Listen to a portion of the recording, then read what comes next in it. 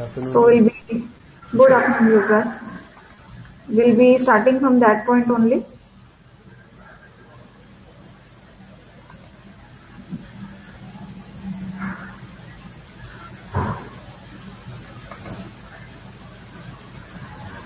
So as we had covered a little bit discussion on compare to, and compare to में आपके एक alphabet character bye character comparison होता है and जब आप इसको रन करते हैं तो एक इन्वोकिंग ऑब्जेक्ट होता है जैसे word one dot compare to word two. I have taken word two as parameter and word one has called the compare to function. तो उसमें आपका जो डिफरेंस होता है it returns an integer value and the difference is equal to the difference between the ASCII values of the first word, characters in the first word, minus characters in the second word. So the difference returned by this method can be either negative or zero or positive. तो अगर आपका word one में जो भी characters हैं उनकी ASCII value word to से छोटी है तो आंसर नेगेटिव आएगा. अगर बड़ी है वर्ड वन की ASCII वैल्यू कैरेक्टर्स की तो आंसर पॉजिटिव आएगा. और अगर आंसर जीरो आता है इसका मतलब वर्ड वन और वर्ड टू जो हमने इस एग्जांपल में ली हैं ये दोनों सेम है.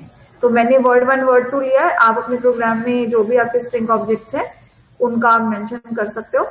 And apart from compare to we have another variation जिसमें आप कंपेयर टू इग्नोर केस लिखते हैं. और जैसा कि नाम सजेस्ट कर रहा है in this case the alphabets present in word 1 and word 2 if they are same but same as far as the content goes but एक में कैपिटल है दूसरे में स्मॉल केस है तो कंपेयर टू इग्नोर केस उस केस में भी आपका जो डिफरेंस है it returns it as zero. मतलब कंपेयर टू इग्नोर केस में आपका जो दोनों स्ट्रिंग ऑब्जेक्ट्स हैं उनके कैरेक्टर्स को केस ब्लाइंड कंसीडर करता है. मतलब केस को वो कंसीडर नहीं करता, वो सिर्फ कैरेक्टर देखता है. तो अगर एक दोनों में कैरेक्टर सी है, एक में स्मॉल में है एक में कैपिटल में है तो उसका कंपेयर टू का आंसर जीरो आएगा. उनको दोनों को वो सेम कंसीडर करेगा. So we had also covered some particular examples related to compare to on our compiler.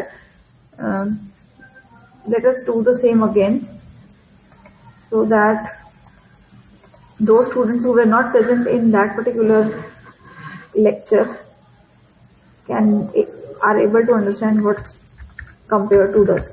So we'll take string 1.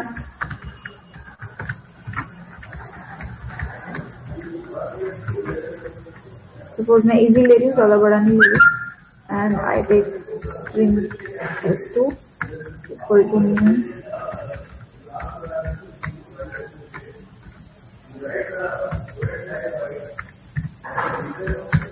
And I'm taking an integer variable, for example d, and I'm writing s1 dot compare to,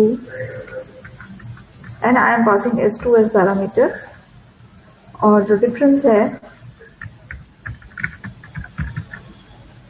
मैं यहाँ पे print करा रही हूँ. What will be the difference now? Negative -32. Okay, good. So answer will be negative.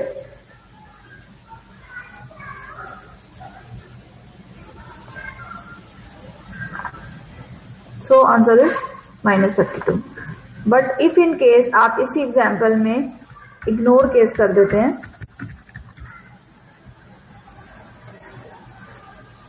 तो answer will B zero. Clear?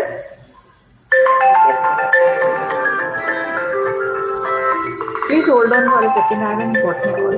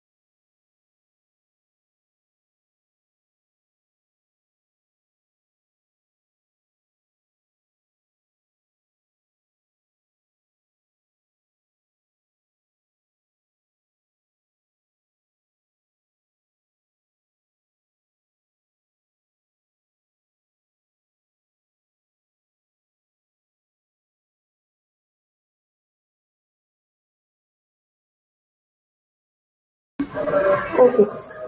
Yes. Any doubts in this particular example?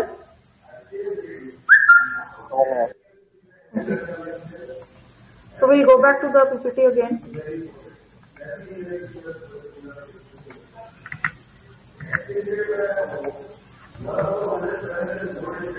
ये examples हैं कुछ आपके जिसमें नेगेटिव डिफरेंसेस आते हैं, कुछ जिसमें जीरो डिफरेंसेस हैं। तो जीरो डिफरेंसेस में आप देख सकते हो एक सिंपल कंपेरेटिव यूज किया इसमें दोनों स्ट्रिंग सेम है, एक कंपेयर टू इग्नोर केस किया जिसमें कैरेक्टर सेम है लेकिन केस डिफरेंट है, लेकिन उसका मैटर नहीं करता क्योंकि आपने इग्नोर केस लगाया तो इसमें भी जीरो आंसर आएगा डिफरेंस वेरिएबल में। नेगेटिव डिफरेंसेस में आप देख सकते हो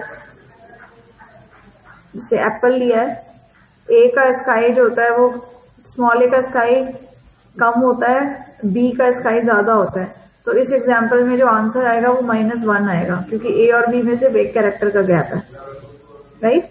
और इसी तरह से और भी एग्जाम्पल्स हैं। I be sending you this particular slide on the Google classroom so you can just check out with the examples. Any doubts in this any example आप लोग देख लो फिर आप पूछ सकते हो।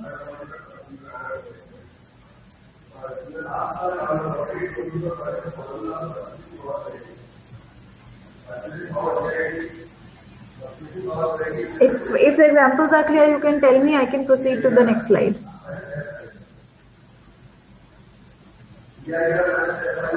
Yes, ma'am. You can proceed.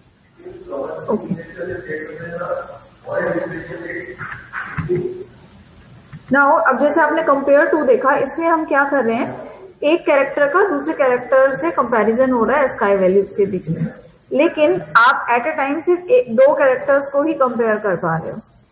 लेकिन एक और मेथड है रीजन मैचेस के नाम से जावा में, जिसकी हेल्प से आप दो स्ट्रिंग्स के बीच का जो पर्टिकुलर रीजन है, एक एरिया है कैरेक्टर्स का, उस पूरे एरिया को आपस में कंपेयर कर सकते हो। So quickly going with the syntax of this particular method, आपने लिखना है रिटर्न टाइप इसका भी बूलियन है, यानी ये सिर्फ रीजन मैच करके आपको ये बताएगा कि मैच हो रहा है या नहीं हो रहा है। अगर ट्रू रिटर्न होता है इसका मतलब वो मैच हो रहा है रीजन। जो सिंटेक्स है वो आपको देना कैसे, इंट स्टार्ट, यानी पहले जो भी आपने जिसके लिए भी ये जिस स्ट्रिंग ऑब्जेक्ट के लिए आपने इस मेथड को कॉल किया है उसका इंडेक्स वैल्यू देनी है। Then you have to mention the other string जिसके साथ आप कंपेयर करना चाहते हो उसका नाम, फिर उसमें भी जो भी आपका स्टार्ट पॉइंट है, स्टार्ट इंडेक्स है, वो मेंशन करना है। एंड इंट लेंथ मतलब कितने कैरेक्टर्स आपने दोनों के कंपेयर करने हैं, ठीक है। So will quickly go to the compiler section and then see how this particular method will run. तो हम जैसे यही एग्जांपल ले लेते हैं और यहाँ पे हम इसको फिलहाल कमेंट्स में कर देंगे। हम लिखते हैं boolean x is equal to, suppose हमने S1 के लिए कॉल किया तो हम लिखेंगे S1 dot region M matches का M कैपिटल आएगा, रीजन मैचेस। आपने इंडेक्स बताना है, सपोज आपने बोला 0 यानी 0 इंडेक्स से करना है, और फिर आपने स्ट्रिंग का नाम बताना है जिसके साथ आप इसको कंपेयर करना चाह रहे हो, और उसमें भी आपने स्टार्टिंग इंडेक्स बताना है। सपोज इस केस में हमने ले लिया 0 और हमने बोला कि 2 कैरेक्टर्स को मैच करो, ठीक है। इसको मैं चेंज कर देती हूँ।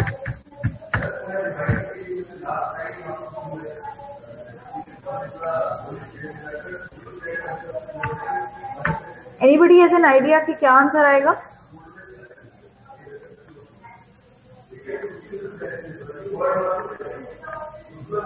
आई have not run the program, I just want to know कि समझ आ गया आप लोगों को इसमें क्या कर रहे हैं हम। इसमें हम बोल रहे हैं कि S1 के लिए रीजन मैचेस मेथड को कॉल किया गया है। ये 0 का मतलब जो मैंने हाईलाइट किया है, 0 का मतलब आप S1 के 0 इंडेक्स से स्टार्ट करोगे, ठीक है। तो हमने यहाँ से स्टार्ट किया, कितने कैरेक्टर्स लेने हैं, 2 कैरेक्टर्स, दोनों के दो कैरेक्टर्स लेने हैं। तो मैंने इसमें आपका JA और फिर S2 यानी सेकेंड स्ट्रिंग है S2 और उसमें भी 0 इंडेक्स है यानी JA, इससे कंपेयर होगा। तो क्या लग रहा है आप दोनों को, ये रीजन मैच हो रहा है दोनों स्ट्रिंग्स में? Yes ma'am. ध्यान से देखो,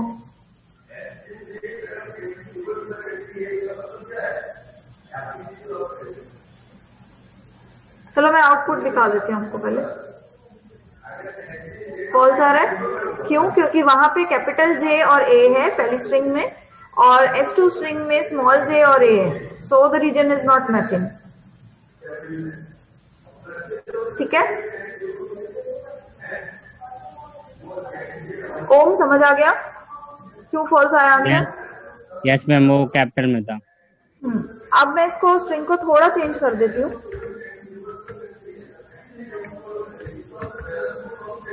अब इसका मतलब क्या है, S1 का 0 इंडेक्स से आपने 2 कैरेक्टर्स लेने हैं, यानी H और E ये दोनों कैरेक्टर्स आएंगे, और S2 के 0 इंडेक्स से 2 कैरेक्टर्स लेने हैं, यानी J और A। क्या ये मैच हो रहे हैं? No, ma'am. No, so the answer again will be false.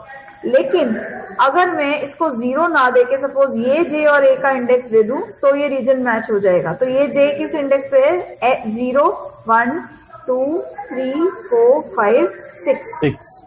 तो अगर मैं इसको 6 दूं Then it तो returns true.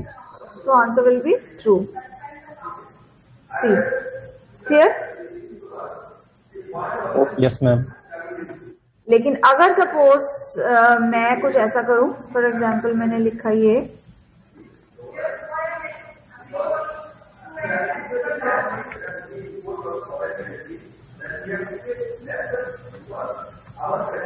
तो क्या होगा, पहले स्ट्रिंग में से 6th इंडेक्स से आपने 4 कैरेक्टर्स उठाने हैं, तो JAV3 ये आ जाएगा, और नीचे वाले स्ट्रिंग में आपने 0 दिया है तो आपका ये आ जाएगा JAVA। तो अब अगेन आंसर विल बी फॉल्स। समझ आ रहा है सबको? Yes, ma'am. अब इसमें एक और भी चीज होती है, मैं इसको फिर से चेंज कर देती हूँ। अभी इसका क्या आंसर आएगा?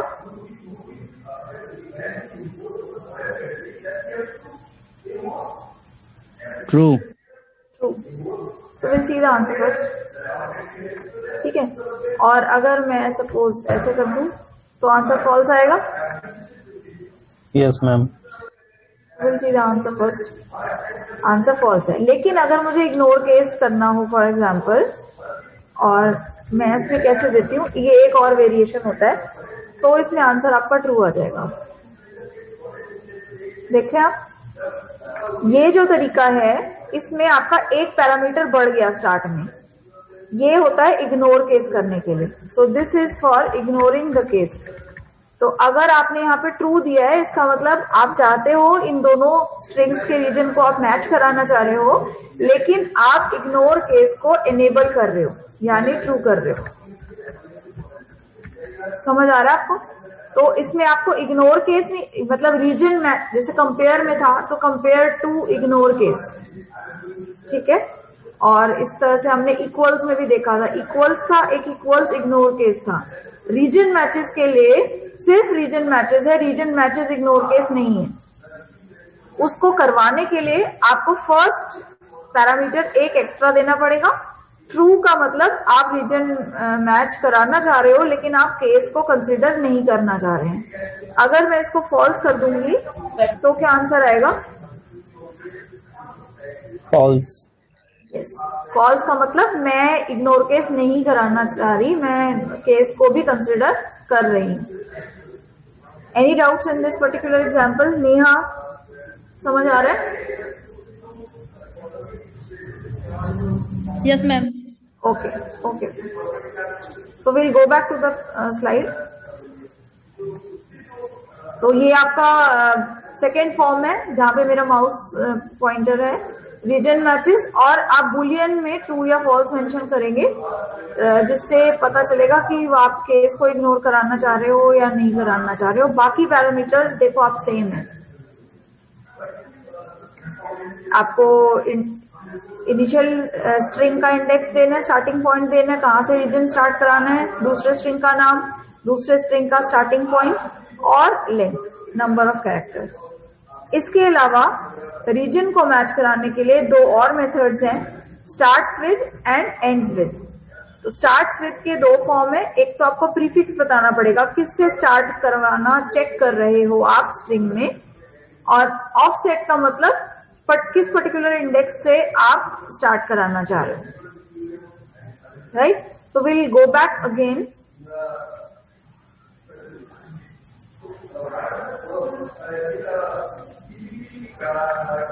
इसको मैं आपके जितने भी अभी तक हुए हैं इनको मैं कमेंट्स में कर देती हूँ.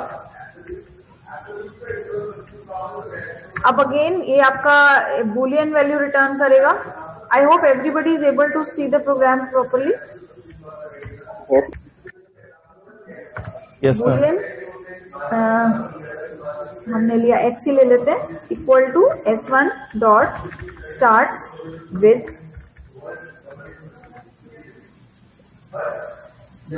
मैंने अपना स्ट्रिंग देना है, मैंने दिया जावा. इसका मतलब आप ये चेक करा रहे हो कि क्या मेरा स्ट्रिंग s1 का जो कंटेंट है क्या वो इन कैरेक्टर से मेरा स्ट्रिंग स्टार्ट हो रहा है या नहीं हो रहा है.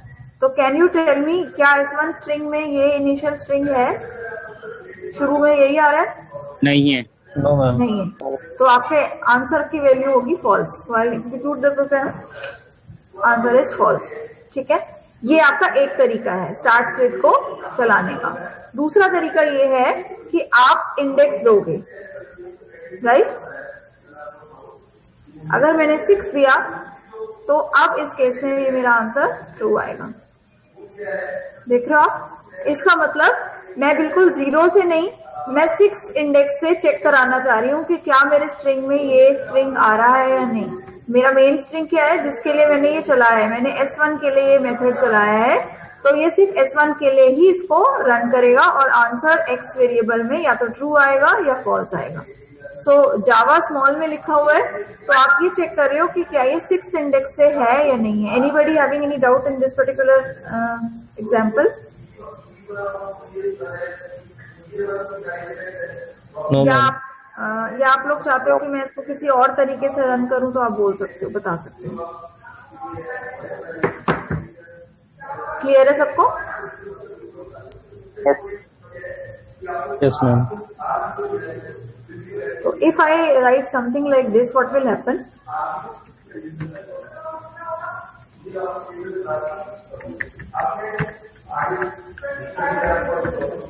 क्या आंसर आएगा?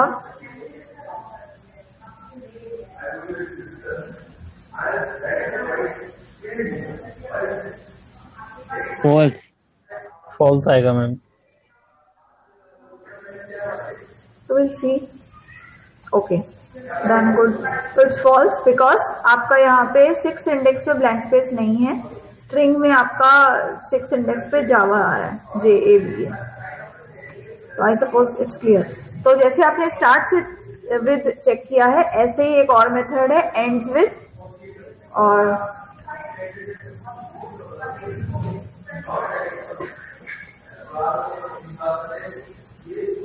क्या है?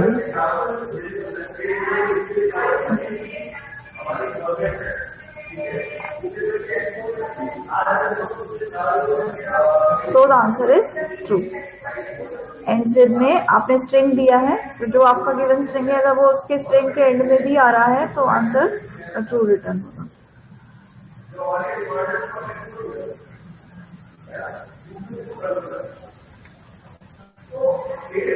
तो एंड्स विद में आप देख सकते हैं एक ही फॉर्मेट है. इसमें आप सिर्फ अपना जो सफिक्स है वो चेक कर सकते हो. इसमें आपका इंडेक्स के हिसाब से आपकी चेकिंग नहीं होती.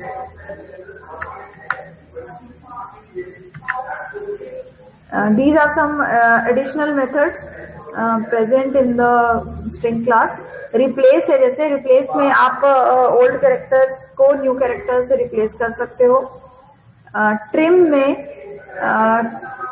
अगर आपकी string में कोई leading या ending white space है, leading या ending मतलब आपके string के शुरुआत में या string के end में अगर blank space है तो trim method से आप उस ब्लैंक स्पेस को रिमूव कर सकते हैं.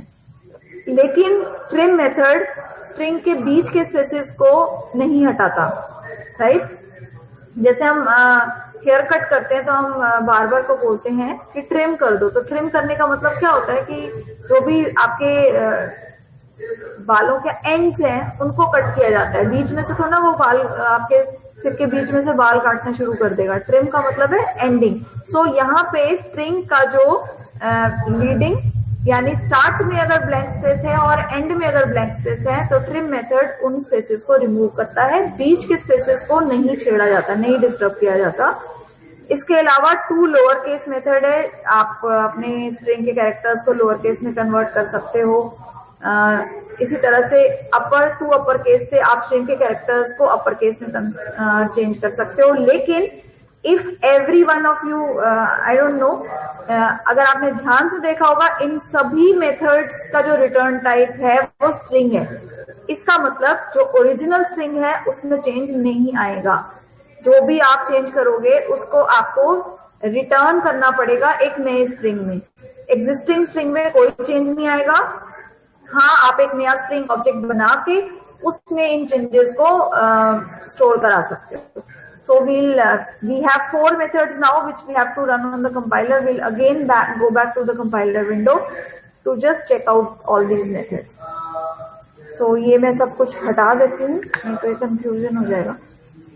So we have to use the replace method first. So I'll take a new string, suppose S3 equal to जिसके भी कंटेंट्स को आपने चेंज करना है वो स्ट्रिंग का नाम आप लिखोगे। तो सपोज मैं S1 को चेंज करना चाह रही हूँ तो मैं लिखूंगी S1 डॉट रिप्लेस और मैं सिंगल कैरेक्टर को चेंज करूंगी। तो फॉर एग्जाम्पल मुझे A को चेंज करना है तो मैंने A लिखना है और फिर मैंने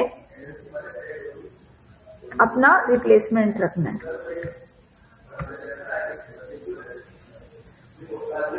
और यहाँ पे हम अपने स्ट्रिंग को प्रिंट कराएंगे। तो मैंने लिखा S3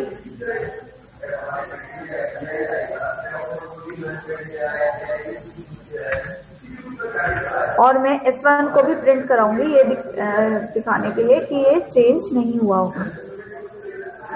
देख रहे हैं आप, S1 में वही कंटेंट है और S3 में जहां जहां A आ रहा है स्मॉल a वो कैपिटल A से कन्वर्ट हो रहा है। Any doubts? No, ma'am. So as S1 replace method has been used on S1, but still contents of S1 will remain undisturbed, they will not change. But no doubt in that कि जो जहाँ पे भी जिसमें भी आप इसको return करोगे, जैसे S3 में रिटर्न किया तो उसमें नए कंटेंट्स आ जाएंगे। उसमें नए क्या, उसमें तो जो वो खाली था और आपने उसमें अभी कंटेंट्स को फिल किया। Next method is trim. तो ट्रिम के लिए हम क्या करते हैं, हम यहाँ पे बहुत सारी स्पेसेस दे देते हैं, शुरू में भी और एंड में भी, राइट। और ट्रिम के लिए आपको कोई पैरामीटर नहीं देना पड़ता, आपको सिंपली ट्रिम लिखना होता है followed by the round braces. देख रहे हो आप डिफरेंस? शुरू वाला और आखिर वाले में, पहले स्ट्रिंग और दूसरे वाले स्ट्रिंग में देखो आप डिफरेंस है। ये जो सेकेंड लाइन प्रिंट हुई है ये ओरिजिनल स्ट्रिंग है, यहाँ पे आप देख सकते हो लेफ्ट में आपकी ब्लैंक स्पेस है। राइट वाली स्पेस आपको दिखाई नहीं दे रही है क्योंकि वहां सब कुछ ब्लैक है, आगे कुछ लिखा नहीं है। बट हाँ, अगर मैं लिखूंगी तो आपको डिफरेंस पता चल जाएगा। वो कैसे चेक कर सकते हैं हम, यहाँ पे एक और स्ट्रिंग ले लेते हैं।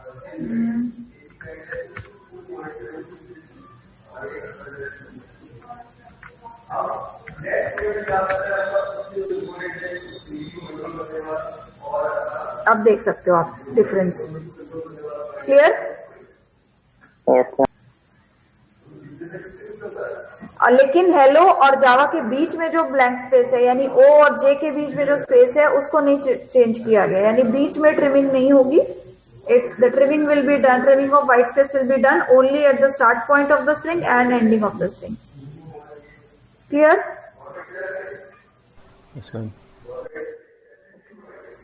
Next is to lowercase.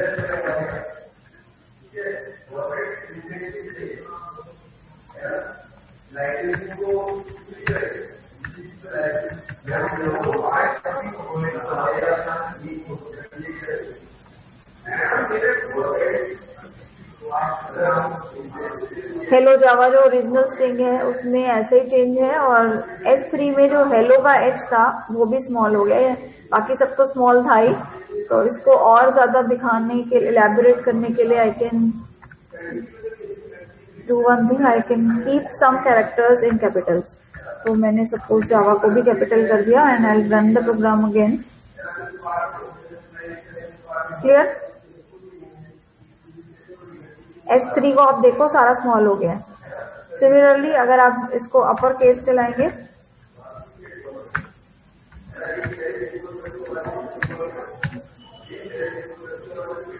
और इसको सपोज स्मॉल कर देते हैं।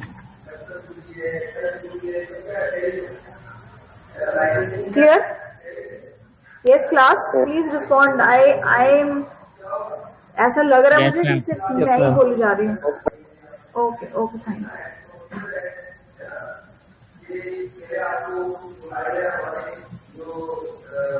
So we are done with all these things, all the, ये आप देख सकते हो, ये वही ट्रिम और अपर केस लोअर केस का है। आप सबको क्लियर है? आई अज्यूम कि आपको समझ आ गया। So I move to the next class. Okay, now string, ये अभी तक हमने स्ट्रिंग क्लास कंप्लीट कर लिया। इसके मेथड सारे बहुत सारे थे, वो हमने चेकआउट करके देख लिए हैं।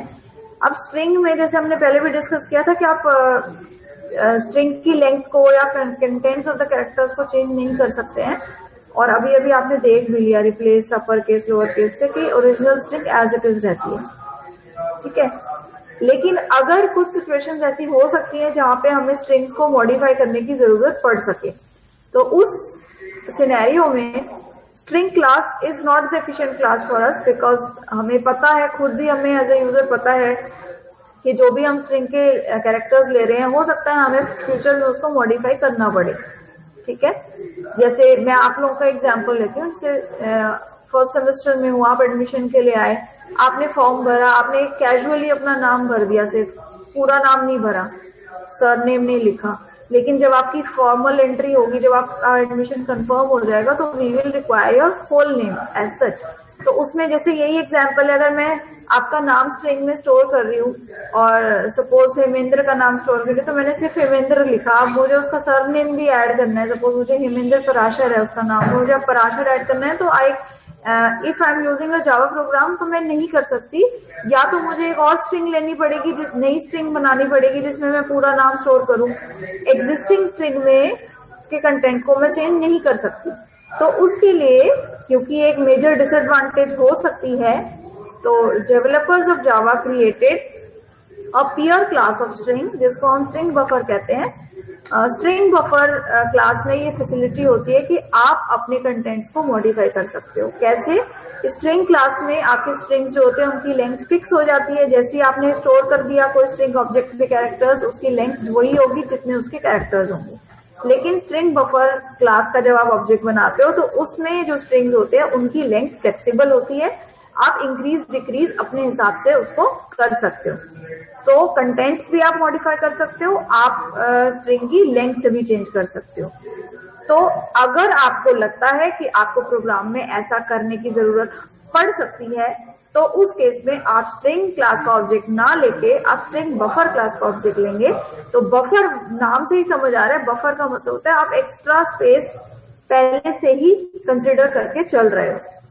तो इफ इन केस आपको स्ट्रिंग के बीच में या लास्ट में कैरेक्टर्स ऐड करने हैं, एक सब स्ट्रिंग ऐड करना है, कैरेक्टर और सब स्ट्रिंग में आई सपोज आपको डिफरेंस समझ आ रहा होगा। कैरेक्टर का मतलब सिर्फ एक अल्फाबेट या एक कैरेक्टर, और सब स्ट्रिंग का मतलब सीक्वेंस ऑफ कैरेक्टर्स। तो अगर आपको स्ट्रिंग के मिडल या एंड में ऐसा कुछ करने की जरूरत है, so string is not the proper class for you, you have to take the string buffer class object. अब स्ट्रिंग बफर कैसे मैनेज करता है कंटेंट्स को चेंज करना, कि उसमें और कैरेक्टर्स ऐड करने के लिए आपको एडिशनल स्पेस पहले से ही दिया जाता है, प्रोवाइड किया जाता है। अगर आपको लगता है कि आपको उस स्पेस को यूटिलाइज करना है, तो आप फ्यूचर में प्रोग्राम में स्ट्रिंग बफर के ऑब्जेक्ट के जो कंटेंट्स हैं उनको चेंज कर सकते हो। तो you have to carefully listen to every word in the line. String buffer के ऑब्जेक्ट के कंटेंट्स, यानी स्ट्रिंग बफर ऑब्जेक्ट अगर मैंने लिया है S5, तो S5 के कंटेंट्स को मैं फ्यूचर में प्रोग्राम में चेंज भी कर सकती हूँ। as per my need and requirement. Clear? The slide is clear? Yes, ma'am. Anyone having any doubts? Yes, ma'am. Okay. Yes ma'am, I have one doubt. हाँ जी बोलिए। जैसे मैम आपने रिप्लेस मेथड अभी बताया था जिसमें हम एक करेक्टर को रिप्लेस कर रहे थे, तो if we want to replace more than one character, can we use that method? No, नहीं। तो how can we do that?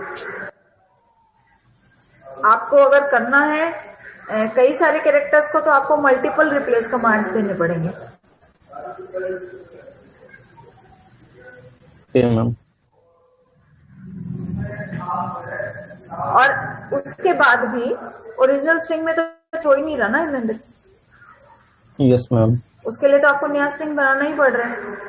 तो अगर आपको ऐसा लगता है कि आपको बहुत ज्यादा बार बार चेंजेस कराने की जरूरत पड़ सकती है, तो स्ट्रिंग लेके आप अपने ही पैर पे कुल्हाड़ी मारोगे। क्यों? क्योंकि आपको पता है कि ये नहीं हो सकता, फिर आपको बार बार रिप्लेस करना पड़ रहा है। तो अगर ऐसा कुछ सिचुएशन है जहां आपको पहले से ही पता है, आइडिया है, जब हम प्रोग्राम बनाते हैं, अगर हम एक प्रोग्रामर है किसी लैंग्वेज में, हमें पता है हमें इस सॉफ्टवेयर पे काम करना है और हमें उसकी रिक्वायरमेंट्स भी पता है, अगर हमें लग रहा है कि आगे जाके चेंजेस हो सकती हैं स्ट्रिंग में, तो क्यों अपना सिरदर्द बढ़ाना स्ट्रिंग क्लास ऑब्जेक्ट लेके, जब आपको फैसिलिटी है, लैंग्वेज दे रही है, या तो कि आपके पास है नहीं, आपकी मजबूरी है, आपको स्ट्रिंग क्लास का ही ऑब्जेक्ट लेना है, तो ठीक है, फिर तो कोई ऑप्शन ही नहीं है। लेकिन अगर आपको लैंग्वेज प्रोवाइड कर रही है एडिशनल फैसिलिटी, तो in that case it's better to take the string buffer class, क्योंकि उसमें स्ट्रिंग क्लास के जो मेथड्स आपने अभी तक पढ़े हैं ना, वो सारे स्ट्रिंग बफर में अप्लाई होते हैं, और रिप्लेसमेंट के लिए और मेथड्स भी हैं।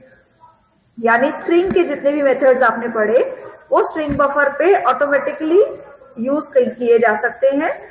लेकिन वो जो कंटेंट चेंज करने की बात है, या स्ट्रिंग बफर की लेंथ चेंज करने की बात है, उसके लिए इस क्लास में एडिशनल मेथड्स हैं जो हमने पढ़ने। तो अभी जो स्ट्रिंग बफर में मैं बताऊंगी, ये वो मेथड मैं रिपीट नहीं करूंगी जो स्ट्रिंग क्लास में है, क्योंकि वो तो अंडरस्टूड है कि वो इधर भी काम करेंगे, इस क्लास में भी काम करेंगे।